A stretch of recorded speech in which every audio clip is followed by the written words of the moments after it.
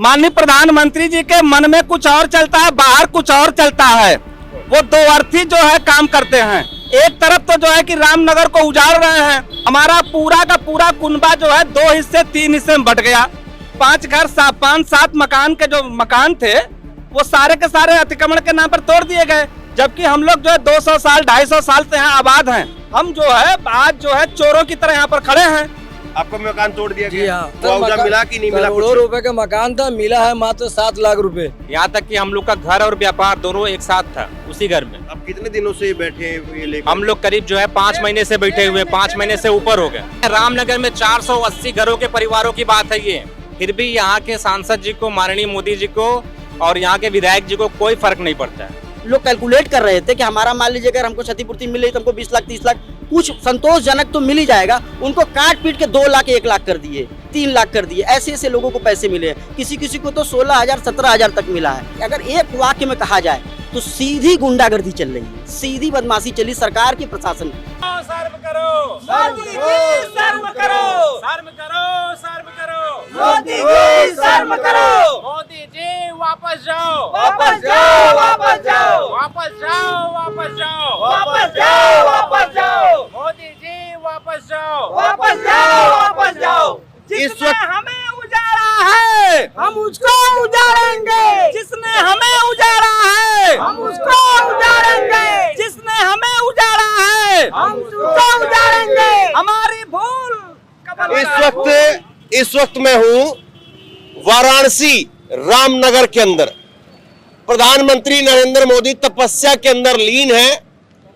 कम से कम 300 चैनल वहां पर नरेंद्र मोदी का लाइव कवरेज लगातार 24 घंटे का दिखा रहे हैं, बता रहे हैं कि मोदी जी ने कुछ नहीं खाया है, तमाम तरीके की बातें हो रही है टीवी के ऊपर। लेकिन वाराणसी में कल सुबह, जहां से खुद उम्मीदवार है नरेंद्र मोदी, कल सुबह यहां पर वोट डलने हैं और वाराणसी रामनगर के अंदर इस वक्त मेरी मौजूदगी है। और ये वाराणसी रामनगर अगर आप नहीं पहचान पा रहे हैं तो इस बात से आप पहचान लेंगे कि लाल बहादुर शास्त्री जी देश के एक विश्वसनीय, भरोसेमंद, लोकप्रिय प्रधानमंत्री हुए।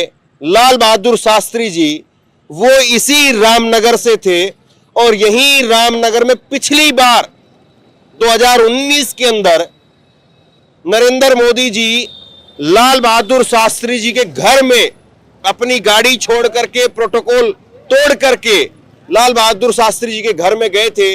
वाराणसी में रुके थे वो पिछली बार कम से कम कुछ दिन के लिए। लेकिन इस बार वाराणसी में नरेंद्र मोदी जी की कुछ सभाएं हुई और फिर उसके बाद में टीवी से 1 मिनट का उन्होंने रिकॉर्डेड अपना संदेश भेज दिया कि वाराणसी वालों, महादेव परमात्मा ने मुझे यहाँ पर विशेष काम करने के लिए भेजा है, आप लोग मुझे वोट दे करके जिताने का काम करिए। ये प्रधानमंत्री ने कह दिया। ये तो लंबी चौड़ी यहाँ की भूमिका रही, लेकिन मैं आया क्यों हूं यहाँ पर? मैं आया हूं इन टूटे हुए घरों को दिखाने के लिए। ये टूटे हुए घर आप देख रहे हैं, इन टूटे हुए घरों को दिखाने के लिए मैं यहाँ पर आया हूं। और ये जो टूटे हुए घरों की वीडियो जो है मैंने 2-3 दिन पहले कहीं पर देखी थी, फिर मुझे लगा कि ये तो बहुत बड़ी बात है कि वाराणसी के लोग कह रहे हैं मुआवजा नहीं तो वोट नहीं, तो कम से कम इन लोगों की बात सुननी चाहिए, इन लोगों की बात लोगों तक दिखानी चाहिए। मैं गाजीपुर में था आज दोपहर तक। गाजीपुर से यहाँ का रास्ता 1.5 घंटे का रास्ता है, लेकिन हम लोग एक और रामनगर है बाबतपुर के पास में, क्योंकि हमें पता नहीं था कुछ भी, हम लोग तो ऐसे ही रैंडम जो है चलते हैं। तो बाबतपुर जहां पर वाराणसी का एयरपोर्ट बना हुआ है वहां हम चले गए। वहां जाकर के फिर पूछा रामनगर, तो बोले कि ये वो रामनगर नहीं है, वो रामनगर दूसरा है। तो हम रामनगर फिर यहाँ पर आए। 10 किलोमीटर 11 किलोमीटर यहाँ से वाराणसी जो काशी विश्वनाथ जी का मंदिर है वो है, और यहाँ से वहां आकर के हर टीवी चैनल पर आपको चकाचौंध दिखाई जाती है। लेकिन ये रामनगर के लोग, ये लाल बहादुर शास्त्री के परिवार के लोग, एक तरह से आप कह दीजिए, क्योंकि इन्हीं के नगर के लाल बहादुर शास्त्री थे, वो लोग पिछले कई महीनों से यहाँ पर सड़क पर ये दुकानें आप दिखा दीजिए एक बार जरा, मैं फिर विस्तार से इन सबसे बात करूंगा। ये दुकानें आप दिखा दीजिए, ये दुकानें यहाँ पर पहले ये जो मकान बने हुए थे उसके अंदर दुकानें थी, अब ये पकोड़े तलने का काम सड़क पर बैठ करके कर रहे हैं। ये है रामनगर वाराणसी, जहां पर अब से बस कुछ देर बाद में वोट डलने हैं और यहां पर नरेंद्र मोदी जी दावा ठोक रहे हैं कि 400 पार की जो उनकी सीटें आएंगी उसमें से एक सीट ये वाराणसी की होगी। लेकिन वाराणसी के लोग तो, यहाँ के रामनगर के लोग तो कुछ और ही नारा दे रहे हैं। आप कह रहे हैं कि जिसने हमको उजाड़ा है हम उजाड़ देंगे, जी एकदम उजाड़ देंगे। और उधर परमात्मा ने उनको विशेष काम के लिए नरेंद्र मोदी जी को भेजा है और इस वक्त में वो परमात्मा का विशेष काम सुन करके टीवी में वो बैठ करके वहां पर तपस्या में लीन है। क्यों तपस्या भंग कर रहे हैं, ये पूरी कहानी क्या है? मैंने लंबी चौड़ी भूमिका बताई, आप अपने से बताइए एक बार। माननीय प्रधानमंत्री जी के मन में कुछ और चलता है, बाहर कुछ और चलता है। वो दो अर्थी जो है काम करते हैं। एक तरफ तो जो है कि रामनगर को उजाड़ रहे हैं, इतनी बुरी तरह से उजाड़ रहे हैं कि लोग परेशान हैं। हमारा पूरा का पूरा कुनबा जो है 2 हिस्से 3 हिस्से में बट गया। जो हमारे 5-7 मकान के जो मकान थे वो सारे के सारे अतिक्रमण के नाम पर तोड़ दिए गए, जबकि हम लोग जो है 200 साल 250 साल से यहाँ आबाद हैं। हम लोग यहाँ पर जो है बनारस स्टेट के समय बसाए गए थे, सबके पास नंबर थे, लेकिन बीच में कुछ प्रशासनिक गड़बड़ी की वजह से वो सारे जो है कि नंबर इधर के उधर हो गए और हम जो है आज जो है चोरों की तरह यहाँ पर खड़े हैं। चोरों की तरह ये प्रशासन बार बार आपसे कहता है कि आप लोगों ने सरकारी जमीन पर अतिक्रमण किया है, आप लोग जो है कि इसको खाली कर दीजिए, नहीं तो खाली कराने के लिए भी आपसे जो है कि वसूली की जाएगी। जो है मतलब प्रशासन कह रहा है कि अतिक्रमण किया और ये आपके पुश्तैनी मकान है। ये बात हमारे माननीय विधायक सौरभ श्रीवास्तव जी खुल्लम खुल्ला कर रहे डीएम साहब के सामने। डीएम साहब तो थोड़ा दया दिखा रहे थे कि सबको कुछ न कुछ मिल जाए, गरीब लोग हैं उजड़ जाएंगे, कहाँ जाएंगे। उन्होंने कहा सर इन लोगों ने अतिक्रमण किया है, इनको जो है कि हम लोग तोड़वाई नहीं ले रहे, इतना क्या कम है। और भी तमाम वैधानिक पहलू पर हम लोग लड़ रहे हैं। वकील साहब मतलब आपसे तुड़वाई का भी पैसा आपसे? हाँ, हमारे तोड़ दिए और तोड़ने के पैसे आप दो। जनप्रतिनिधि ये बात कर रहे हैं डीएम साहब के सामने। विधायक जी, विधायक क्षेत्रीय विधायक सौरभ श्रीवास्तव जी कर रहे हैं, भाजपा के हैं। जी हाँ, भाजपा के हैं। वो तो जो है कि इधर आते ही नहीं है। और मोदी जी वो कहाँ, उनको कहाँ फुर्सत है। जो है वो तो बड़े बड़े रैली करते हैं जो है, और सुबह पूरे बनारस का न्यूज जो अखबार में पढ़ते हैं। नहीं तो ये आप लोगों का मकान है, आपका मकान है? जी हाँ, है? जी हाँ। कौन सा मकान है? शीतला जी के मंदिर के बगल में। अच्छा, इसके बगल में जी हाँ। मंदिर के बगल में। क्या नाम है आपका? इखलाक अहमद। आपका मकान तोड़ दिया जी गया? हाँ। कितना रुपए का जो है वो आपका? करोड़ों रुपए का मुआवजा मिला कि नहीं मिला? करोड़ों रुपए का मकान था, मिला है मात्र 7 लाख रुपए। 10 महीने से अभी तक हम लोग बैठे हुए हैं। आज जब बोला जा रहा है कुछ, तो अभी तक जिन्हें नाली बनी है ना कुछ बना भी है तो एकदम खराब तरीके से, उसमें कुछ सुनवाई नहीं हो रही है। क्या नाम बताया? इखलाक अहमद। ये कभी इखलाक अहमद नाम सुन करके आपको लगे कि चलिए भाई मुसलमान है तो मोदी जी का विरोध करेंगे, तो एक बार जरा इधर नजर दौड़ा दीजिए। क्या नाम हुआ आपका? मेरा नाम है अनिल कुमार केसरी। अनिल कुमार केसरी जी। और आपका भी मकान है? जी सर, हमारा भी मकान है, थोड़ा सा आगे। मुआवजा मिला आपको? जी मिला है, लेकिन मात्र 2,72,000 रुपए मुआवजा हमको दिया गया है। और हमारी 2 दुकानें थी और 4 कमरे थे। तो बनाई में कितना लग जाएगा? और जमीन इस समय जो रेट चल रहा है, एक कमरा बनवाने में कम से कम 3 लाख रुपए से कम नहीं लग रहा है। और जमीन की कीमत यहाँ क्या है? और जमीन की कीमत यहाँ पे करोड़ों रुपए है हिस्से में। और ये एक बड़ी बात ये भी देखिए, ये NH7 है। जी सर, NH7 नेशनल हाईवे 7, ये जिस पर हम खड़े हैं अभी, ये जो ट्रैफिक दिखा दीजिए हल्का सा, ये NH7 पर आपकी 2 दुकानें 4 कमरे थे। जी सर। और उनका मुआवजा जमीन का मकान का सबका 2,72,000 2,72,000 रुपए दिया गया है। उतने में सोचिए कि अगर कोई जमीन भी खरीदना चाहे तो क्या खरीदेगा और क्या बनाएगा। उससे ज्यादा तो हमारा खर्चा जो है तुड़वाने में और जो है सब कुछ खाली करने में लग गया। लेकिन इतने कम पैसे में जो है आज के समय में क्या कर सकता कोई। यहाँ तक कि हम लोग का घर और व्यापार दोनों एक साथ था उसी घर में। आप कितने दिनों से बैठे हैं ये लेकर? हम लोग करीब जो है 5 महीने से बैठे हुए, 5 महीने से ऊपर हो गए। तो ये पोस्टर अभी ये वैसे केवल हाथ में लेके आप लोग खड़े हैं या फिर और लगे ये भी हैं? पोस्टर हम लोगों ने अपने अपने दीवारों पर लगाए थे, जहाँ जहाँ जिसके जिसके घर टूटे हैं हाँ। सभी के दीवारों पे लगाए गए थे। हाँ। लेकिन प्रशासन ने जो है अभी कुछ दिन पहले जो है सबको मतलब पुलिस प्रशासन को भेज करके इस पोस्टरों को जो है सबके घरों से उखाड़ लिया गया है। तो ये कोई आया नहीं आपके पास में? आचार संहिता का हवाला देते हुए इन लोगों ने पोस्टर को हटाया है। नहीं थोड़ा आगे ही है। मैं ये कह रहा हूँ कि कोई अधिकारी नहीं आया आपके पास में जी कि सर, वोट कोई- का तो आप बहिष्कार मत करिए कम से कम? कोई भी अधिकारी नहीं आया है। आप वोट का बहिष्कार कर यहाँ रहे हैं। तक कि हमारे जो है नगर में पार्षद हैं, उसके बाद हमारे माननीय विधायक जी हैं, इन्होंने एक बार भी जानना नहीं चाहा अपने नगर का हाल कि हमारे नगर के लोग जो है घर मकान टूटने के बाद, व्यापार खत्म होने के बाद किस हालत में है, कौन कहाँ पे है, इनको कोई मतलब नहीं है। यहाँ के लोगों को वो कीड़े मकोड़ों की तरह समझते हैं और वो कहते हैं कि जो है यहाँ रामनगर में जो है 15-20 हजार अगर वोट हमको नहीं भी मिलेगा तो हमें कोई फर्क नहीं पड़ने वाला है। अच्छा, मतलब वो भी गुमान है, घमंड है कि जी सर। 2 लाख 4 लाख वोट से जीत रहे हैं तो 10-15 हजार वोट नहीं मिला तो कोई नहीं मिला तो कोई फर्क नहीं पड़ने वाला ये हमें। घमंड भी है। जी, इसलिए हम लोगों ने पूरी तरह से विरोध करने का मन बना लिया है। तो बच्चे बोलते नहीं है कि कहाँ मोदी जी का इलाका है, क्यों जबरदस्ती, पता नहीं क्या हो जाए। सर, जिसको हकीकत पता रहेगा हाँ।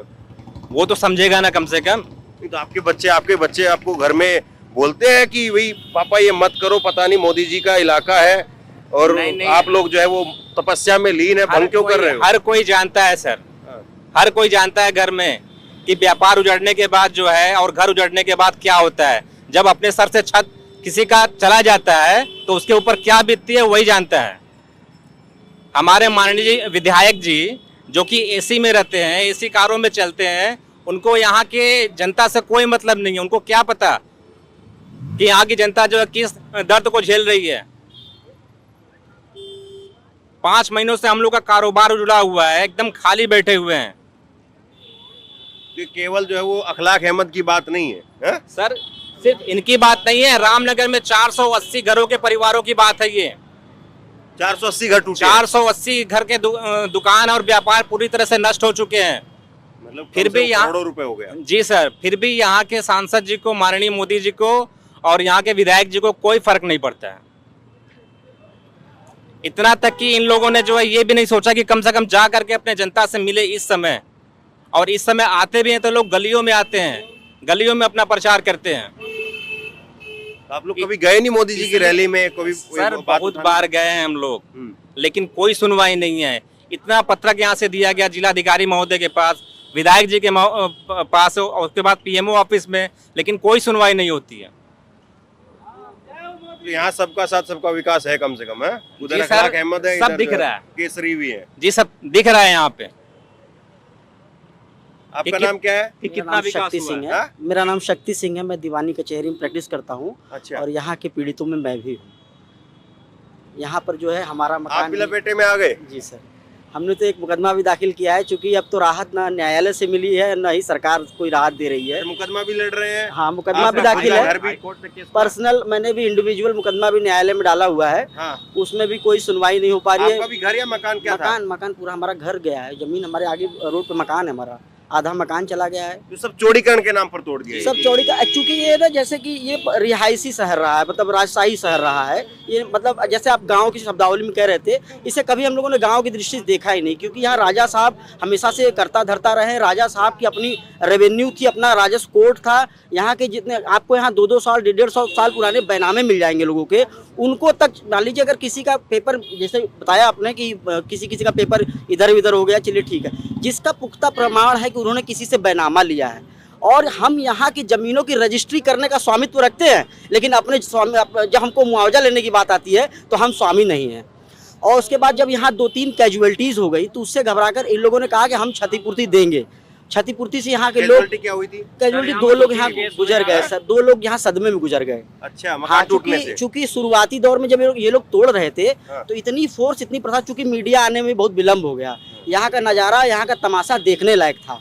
यहाँ पूरे क्षेत्र में पूरी एकदम फोर्स तैनात रहती, छावनी बन जाती थी। और आके तहसीलदार, मजिस्ट्रेट, नगर मजिस्ट्रेट, डीएम साहब तो नहीं आए, लेकिन तहसीलदार लोगों की ये भाषा रहती थी कि अपने से हटा लो वरना मारेंगे भी और घर भी तोड़ देंगे, मुआवजा भी नहीं देंगे, अरे सॉरी पैसा भी वसूल करेंगे। गुंडई है, गुंडई पूरी खुलेआम गुंडई, और लोगों को मारा तक गया।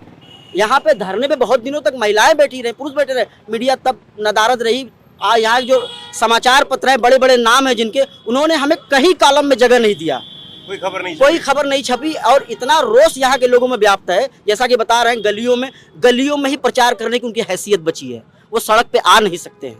हाँ, ये बात सही है कि हमारे वोट से उनका कुछ नहीं उखड़ने वाला है, लेकिन ये बात भी बहुत दिल से कहूँगा कि जितने लोग बेघर हुए हैं, इनकी बद्दुआएं कहीं ना कहीं लगेंगी। अरे लोकतंत्र में एक एक वोट की कीमत होती है। नहीं, उनको तो कोई कीमत नहीं है।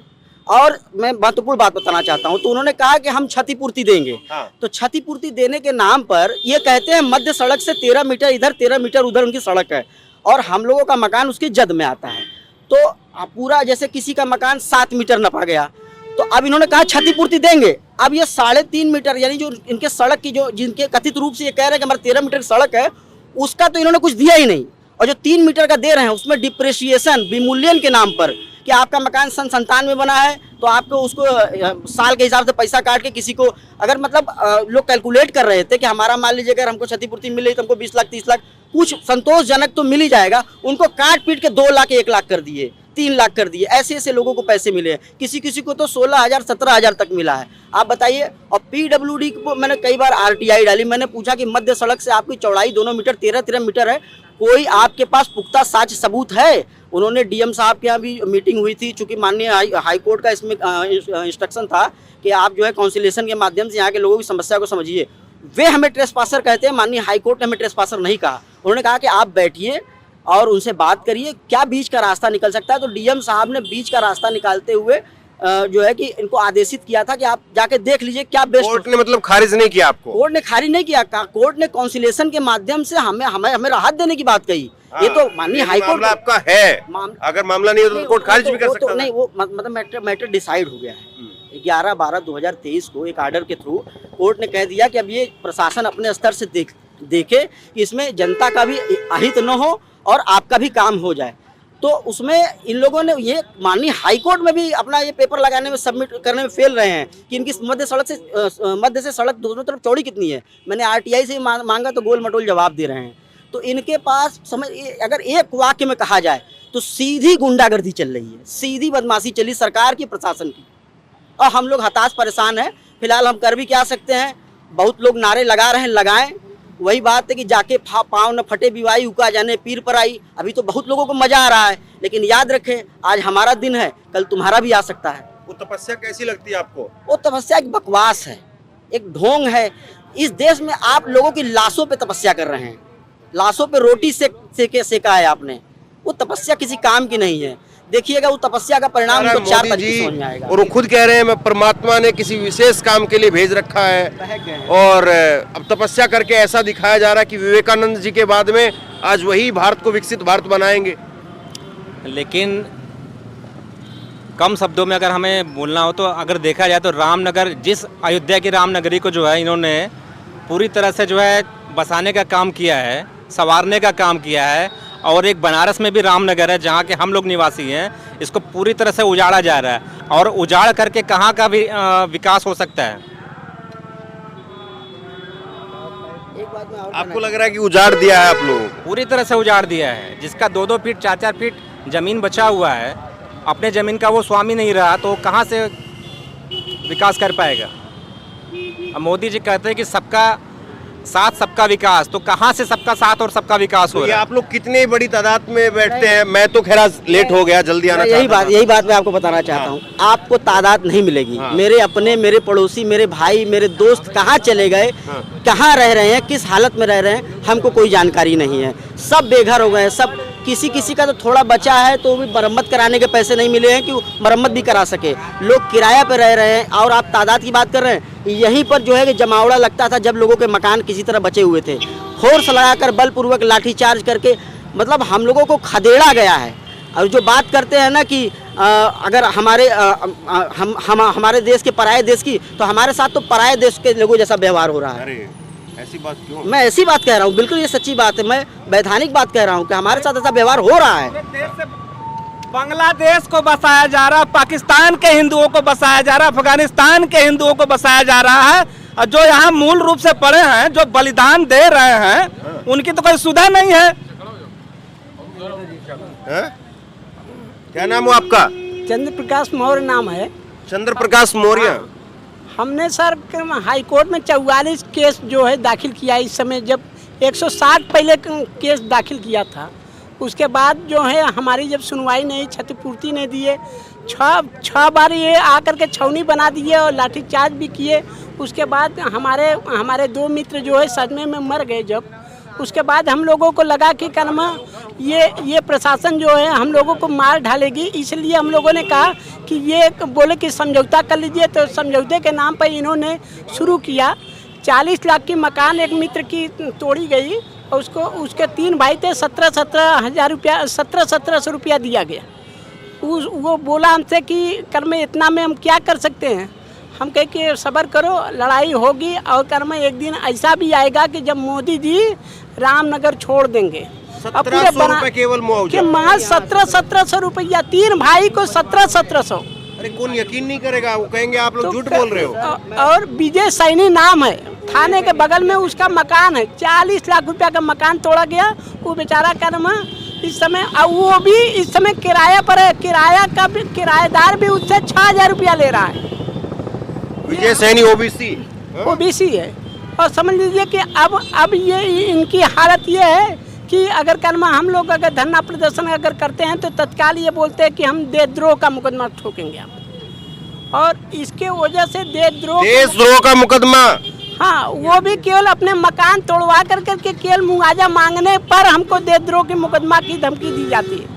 हम मजबूर होकर के 44 केस हाई कोर्ट में दाखिल किए हैं और हम समझते हैं कि हम लोगों को कोर्ट से ही कुछ राहत मिल सकती है। और हो सकता है कि अगर 400 की पार की सरकार अगर चली जाती है तो हो सकता है कि न्याय की प्रक्रिया जो है पुनः जो है शामिल हम लोगों को मिल सकती है। और इन्होंने तो यहाँ तक कर दिया कि 400 के बाद जो वे संविधान खत्म कर देंगे, तुम्हें जो मांगना है ना वो भी नहीं मांग पाओगे। चुपचाप से अपने जो है मकान छोड़ो और जा करके किराएदारी करो। जैसे सब लोग कम से कम यहाँ 300-400 लोग किराएदार हो गए। अब तो हम लोग एक दूसरे को देख भी नहीं पा रहे हैं, हालात ये हो गए। तो हम तो यही कहेंगे कि मोदी जी को हम लोग इस बार वोट भी नहीं करेंगे। और दूसरी बात, इनको बहुत बुरी तरीके से पराजय का भी सामना करना पड़ेगा। आप समझ लीजिए, मैं कह रहा हूँ यहाँ पे लोगों की आंखों में आंसू हैं, बस वो रो नहीं पा रहे हैं। और हर आदमी प्रतिदिन रो रहा है अपने आप में और किसी को कोई सुध नहीं है। हमारे यहाँ का, अच्छा, हमारी जो आप ये पूरी एरिया देख रहे हैं ना, ये मेजॉरिटी है, ये भारतीय जनता पार्टी के वोटर हैं। ये उनको भी बर्बाद कर दिए। अच्छा, आप लोगों ने वोट किया था? मैक्सिमम लोग वोटर, मैं उनको वोट नहीं करता। अच्छा, मैक्सिमम वोटर है यहाँ आपको खड़े, आप जितना लोग, ज़्यादातर जो बर्बाद होने वाले हैं यहाँ का सभासद पार्षद जो है वो भाजपा का है, विधायक भाजपा का है। मोदी जी को तभी बने ना तो सब, लेकिन इन्होंने हमको तक बर्बाद कर दिया, अपने वोटरों तक को बर्बाद कर दिया। ये छोड़ेंगे किसे? बस यही है कि अब इंतजार है, हमारे साथ न्याय हो। हमारे साथ नहीं होगा तो और लोग अपनी तैयारी में रहें। अरे अब 18 घंटे काम करने के बाद भी इंसान परिवार ना चला सके, ऐसी सरकार पे लानत है। ये हालत है तो है ये सर। अगर 18 घंटे काम करके परिवार चलाने की औकात नहीं बची। अभी तक 3 बच्चों के 21,000 रुपये फीस नहीं जमा कर पाए हैं। अभी क्या करोगे तुम 18 घंटे मेहनत करने के बाद? आप जी हाँ, ये तानाशाही वाला काम है। अब कोई बोलेगा तो फिर जाएगा जेल, नहीं वो चुपचाप बैठे रहो घर में। यही एक है, बस वोट का लोगों को सहारा है। और वोट का भी, ये आपको लगता है कि आपके बोलने से या और कुछ से दूसरे लोगों को फर्क पड़ रहा है, या तपस्या में सब लोग लीन हो गए हैं? सर और हम कर ही क्या सकते हैं? बोलने के अलावा और कर क्या सकते हैं? बोलने पर भी तो 99% मीडिया ताला लगा चुकी है। आप जैसे कुछ यूट्यूबर हैं, आपको अभी भी देख ही रहा था, हम ऑनलाइन वाले को आपको हमेशा देखता हूँ। लेकिन बस यही है, और दूसरा कुछ हमारे पास कोई नहीं। तो बाकी ये लोगों में फर्क पड़ेगा, जैसे ये खबर देख करके कि भाई कम से कम सरकार चलिए, कल वोट होगा, किसकी बनेगी किसकी नहीं बनेगी वो लोग तय कर देंगे, लोगों का वोट तय कर देगा। लेकिन बाकी सब लोग भी तपस्या में लीन हो गए हैं क्या? नहीं, देखिए, आप जो कह रहे हैं, मैंने पहले ही कहा कि आप मीडिया थोड़ा विलम्ब कर दी हम लोगों के पास आने में। अगर मीडिया यही पहले से हमारे साथ एक्टिव हो गई होती तो शायद हमारी लड़ाई किसी और मुकाम पे होती। हम लोग बहुत लड़े भैया, यहाँ पर आप समझ लीजिए हजारों हजार लोगों की भीड़ इकट्ठा हो जाती थी। फोर्स लगा के खदेड़ के हमारे मकान गिराए गए हैं। सर आपको क्या बताएं कि क्या पीड़ा क्या इस समय दिल पे हम लोगों के बीत रही है कि हम लोग एक एक परिवार में लोग 3-3 जगह मकान किराए पे लेके रह रहे हैं। इस बढ़ती महंगाई में रोजगार का कोई साधन नहीं, संसाधन नहीं है। एक मैं वकालत कर लेता हूँ, मेरे 4 और भाई हैं और परिवार सबका ऐसे ही पूरे मोहल्ले में है। दुख होता है कि लोग इस समय जूझ रहे हैं कि महीने का किराया कैसे भरा जाए, राशन की तो छोड़ दीजिए। सड़क पर गाड़ी चलती है ना, मोटरसाइकिल चलती है, कार चलती है, आपकी हमारी, अगर कोई इसको खरोच लगा जाए तो आदमी सड़क के ऊपर ही गाड़ी खड़ी करके उसकी खिड़की खोल करके बाहर आकर के दूसरे वाले आदमी की गर्दन पकड़ने को हो जाता है कि तुमने खरोच कैसे मार दी, तुमने टच कैसे कर दी।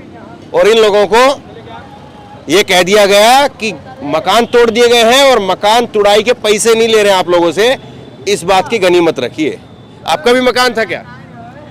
है जी, कौन सा मकान है आपका? रोड पे है। क्या नाम है आपका? बबलू बबलू। बबलू कन्हैया। बबलू कन्नौजिया। वोट देंगे कल मोदी जी को? देखा जाएगा सर। हाँ? देखा जाएगा। क्या सोच रहे हो आप? कुछ नहीं। कब से आप लोगों को जो है ये कब से ये प्रोटेस्ट कर रहे हो आप लोग? कब से जो है वो काफी दिन से हैं? सर, काफी दिन से 8-9 महीना से। 30 अगस्त से ये 30 मई 9 महीना हो गया। नहीं तो ये आपको लग रहा है कि वो तो मान करके चल रहे हैं अपने आप को 400 पार, वो शायद ये भी मान करके चल रहे हो कि यहाँ से वाराणसी से 4 लाख वोट से जीतेंगे, तो क्या मतलब मैं कुछ समझ नहीं पा सर रहा। हम लोगों के यहाँ तो करो या मरो की स्थिति आ गई है। हम लोग जो है कि उनका घोर विरोध करते हैं, घोर विरोध करते हैं। मोदी जी हाय हाय, मोदी जी वापस जाएं, मोदी जी वापस जाएं। मोदी जी का गुजरात मॉडल हमको नहीं चाहिए। आप जो है चौथे स्तंभ हैं। आपने देखा कि गुजरात में जब अमेरिका के राष्ट्रपति आए थे तो वहाँ के झुग्गी झोपड़ियों को दीवार बना करके जो ढका गया था, तो क्या यही विकास है गुजरात का? तो जो आदमी जो झुग्गी झोपड़ियों को जो है ढक सकता है दीवार बना करके, तो हमें उजाड़ने में कौन सा उनको जो है कि परहेज है या कौन सा उनको पाप लगा है? वो तो गए हैं वहां समाधि में लीन होने, अपनी थकान मिटाने। हमारे पास तो घर भी नहीं है। नहीं, वो विकसित भारत का सपना देख रहे हैं। अरे वो किनको समझाना चाहते हैं? हम विकासशील देशों की श्रेणी में आगे बढ़ रहे थे, वो पायदान से तो फिसल गए। अचानक विकसित भारत जो है ये लॉलीपॉप है केवल जो है। सुना चाइना का विरोध कर रहे हैं। हमारे खेतों की यूरिया जो है चाइना से भर भर के आ रही है। हमारे लक्ष्मी गणेश चूड़ी बिंदी सब तो चाइना से आ रही है, प्रधानमंत्री जी की मर्जी से ही आ रही है ना। आपकी ये जो आपके घरों में जो हमारी माताएं बहनें हैं वो लोग भी आती हैं, वो लोग भी खड़े होते हैं यहाँ पे क्या? ये आंदोलन जो है सब जीने मरने का प्रश्न था। सारी महिलाएं बच्चे 3-3, 4-4, 500, हजार की संख्या में सड़कों पर उतरे थे। हमको बुरी तरह से कुचला गया जो है। और आज जो है कि हमारा परिवार यहाँ वहाँ बिखर गया। अगर ये दिन होता तो हमारी महिलाएं भी आती जो हैं। मेरी भी गलती है, मैं वाराणसी में और इसके आसपास में पूर्वांचल में 3-4 रोज से हूँ। मैंने ये देखी थी खबर, मैं इस खबर को करने के लिए आ रहा था लेकिन बार बार उलझ जा रहा था कहीं ना कहीं। आज भी उलझ गया था, लेकिन चलिए कम से कम मैं आ गया। बूथ अगर 20 जगह लगे तो 20 जगह ऐसे ही पीड़ित मिलेंगे, थोड़ा समय चाहिए। तो कल सुबह भी आप वैसे ही करेंगे? अब कल जो है प्रशासन, अभी तो देखें ज्यादातर लोग जो डरे सामने। अभी भाई ने कहा ना कि देखेंगे, सुनेंगे, सोचेंगे। डर लग गया है। डर आ करके जो है प्रशासन के लोग खुले खुला कर रहे हैं कि FIR हो जाएगा, राजद्रोह लग जाएगा। हमारे विधायक जी भी कभी कभी अपने कारिंदों से कराते हैं, समझा दो नहीं तो राजद्रोह लग जाएगा, अंदर चले जाएंगे, जमानत नहीं होगा। पुलिस दबिश भी देती है क्या? पुलिस दबिश नहीं देती है, लेकिन जो है कि यहाँ वहाँ से सूचनाएं लोग प्रसारित कराते हैं ना, दहशत फैलाते हैं ना। मत बोलिए नहीं तो केस हो हाँ। जाएगा। ये कह रहे हैं देशद्रोह लगा देंगे। ये एकदम खुल्लम खुल्ला करते हैं लोग। हाँ देखिए सर, हाँ, मोदी मुक्त भारत होगा, सबसे पहले बनारस होगा। देशद्रोह लगाना लगा लें, पर भारत में ये रहेंगे नहीं तो देशद्रोह किसको लगाएंगे? देशद्रोह लगाने के लिए देश पर शासन करना होगा। और मोदी मुक्त भारत होने जा रहा है, सबसे पहले बनारस होने जा रहा है। इसलिए देशद्रोह की बात वो न करें। अब ये बात कल जो है हम लोग मतदान नहीं करेंगे, सूबे से ही नहीं करेंगे। प्रशासन को जितना आकर करके हम लोगों से बात करना वो बात कर ले। अभी तक कोई आया है? अभी तक तो नहीं आया, पर एक बात है कि भारतीय जनता पार्टी के लोग जो है अब बातचीत करना शुरू कर दिए, मोबाइल पर कहना शुरू कर दिए, क्योंकि ये 3 दिन से लगातार ये न्यूज़ की खबर चल रही है। परसों से लगातार जो है इंटरव्यू यहीं पर हो रहा है सर, इसलिए इसका असर हुआ है कि वो लोग बात करना शुरू कर दिए हैं। पर हम लोग मन बना चुके हैं कि हम मतदान नहीं करेंगे, और जब तक मोदी मुक्त भारत होगा, सबसे पहले बनारस होगा, ये कार्यक्रम पूरा नहीं होगा। हम लोग अपने सारे रिश्तेदारों को बोल दिए हैं कि मोदी मुक्त भारत करना है, सबसे पहले बनारस करना, सबको बता दिए कि हमारा घर द्वार तोड़ दिए, ये सब इन सबों को वोट देना ही समझिए सबसे बड़ा, अगर कोई पाप है तो सबसे बड़ा मोदी को वोट देना। ये चूंकि ऐसे भगवान बनारस में लोग पाप मिटाने के लिए सोचते हैं। ये तो बनारस में बोल दिए हैं कि हम तो गंगा जी के गोद में बैठने के लिए, गंगा के गोद में आए हैं। गंगा के गोद में जो लड़का समा गया ना, आज तक निकला नहीं, उठने आए हैं। गंगा ने बुलाया, 10 साल से तो बैठे हुए हैं। गंगा माँ ने बुलाया, यहाँ तक तो ठीक थे, पर गंगा के गोद में बैठने वाले लाल कितने लाल समा गए, इसलिए ये समा ही जाएंगे। अब ये आप लोगों का कोई पर्सनल गुस्सा है क्या पहले का, जिसके बाद में इस मुद्दे के बाद में फिर और मुखर हो गया, ऐसे कुछ है क्या? मुखर क्या, सबसे पहले कि जब सौरभ श्रीवास्तव ने कह दिया कि तुम्हारे 10-20 हज़ार वोटों से हमारा जो है विधायकी और लोकसभा का चुनाव पर कोई असर नहीं पड़ेगा। भाजपा विधायक ने आपको ये बात कही? एक बात जब कह दिया, और डीएम के कार्यालय में डीएम ने कहा भी कि इन लोगों को कुछ दे दिया जाए। इन्होंने कहा कि ये कम है सर, कि इनसे किराया नहीं वसूला जा रहा है, उस ज़मीन पर जो रह रहे थे पहले उनसे किराया नहीं वसूला गया, इतना कम है। तो उन्होंने डीएम साहब ने आदेश जो है जारी करवा दिया कि पहली बात सुनिए कि घर अपने आप तोड़ ताड़ करके हट जाओ, नहीं तो तोड़वाई भी लेंगे। बाद में हम लोगों ने भी कहा कि तोड़वाई अगर लोगे तो हम छोड़वाई भी लेंगे। हम लोगों का आमना सामना हुआ, 7 बार दोनों पक्ष जो है आमने सामने हुई। नतीजा क्या है कि इनको पैसा देना पड़ा है क्षतिपूर्ति के रूप में, पर इतना दिए हैं कि 40 लाख का मकान, 60 लाख का मकान तोड़ देते हैं, उसके बाद कहते हैं 46 हज़ार रुपया ले लो। और ये केवल रामनगर में नहीं टूटा है, बल्कि ये पूरा वाराणसी में ऐसी जगह पड़ाव से लेकर करके टेंगरा मोड़ तक टूटा है सर। अब बनारस चुनाव के बाद जो है एक गांव और बर्बाद होने जा रहा है। इसके ठीक बाद, इससे 1 किलोमीटर बाद मिल्कीपुर ताहिरपुर फ्रंट विलेज के नाम पे। किस नाम पे? फ्रंट विलेज के नाम पे, बंदरगाह और फ्रंट विलेज।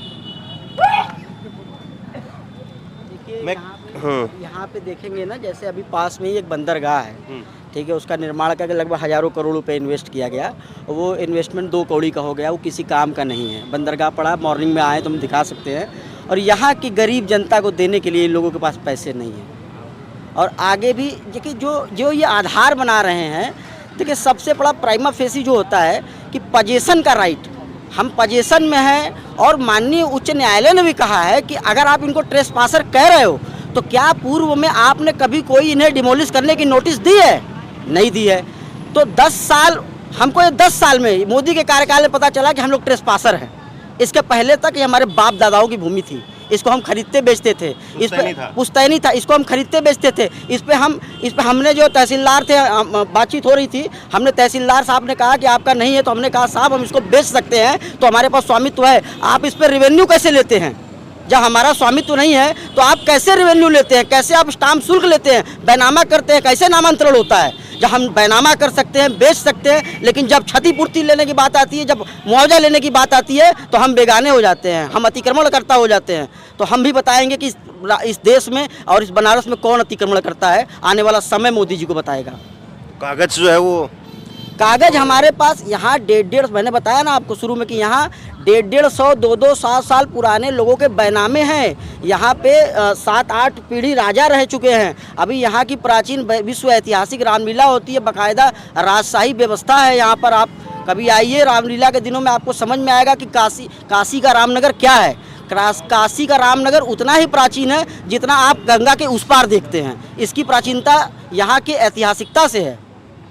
ये पहली बार देख रहे हैं या पहले कांग्रेस के समय पे या और दूसरी सरकारों के समय पर भी ऐसा टूटा, या आपकी तो काफ़ी उम्र है? नहीं, कभी नहीं टूटा।